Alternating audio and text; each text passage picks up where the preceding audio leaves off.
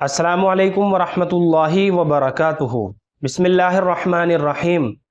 नहमदुहु व नुसल्ली अला रसूलिहिल करीम। अम्मा बाद।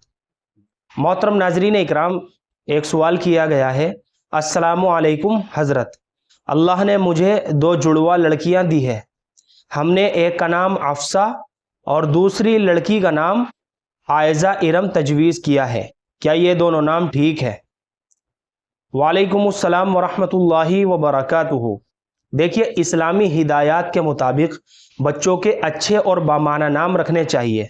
हुजूर अकरम सल्लल्लाहु अलैहि वसल्लम ने इरशाद फरमाया कि तुम लोग क़यामत के दिन अपने और अपने बाप के नामों से पुकारे जाओगे, इसलिए अच्छे नाम रखा करो।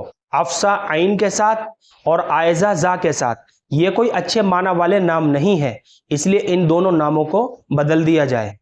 अगर आयज़ा को जा के साथ पढ़ें, जैसा कि आपने लिखा भी है कमेंट में, आयज़ा को जा के साथ अगर हम पढ़ते हैं तो इसके माना आएंगे मुफलिस और गरीब। और अगर जाल के साथ पढ़ते हैं आयज़ा, इस तलफ़ुज़ के साथ अगर हम इसको पढ़ते हैं तो इसके माना आएंगे पनाह में आने वाली और पनाह लेने वाली।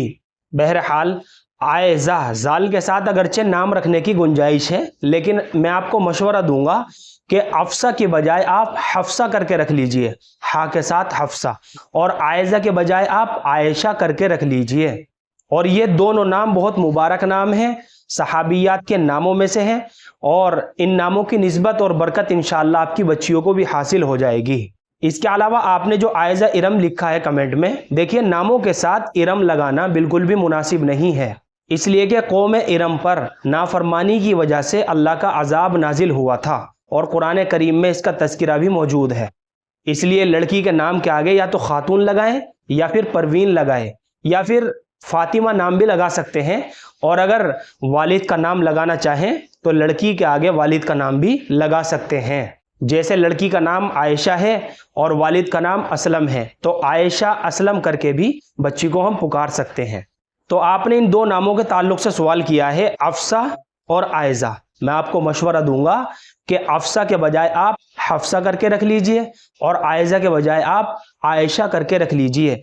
बस थोड़ा सा फ़र्क है, और इस थोड़े से फ़र्क की वजह से आपकी दोनों बच्चियों को बहुत बड़ी निस्बत और बरकत भी हासिल हो जाएगी। मुझे उम्मीद है कि आप सभी हज़रात को अच्छी तरह समझ में आ गया होगा। अल्लाह हम सबको सुन्नत और शरीयत पर पाबंद फरमाए। फ़क़त वल्लाहु आलम।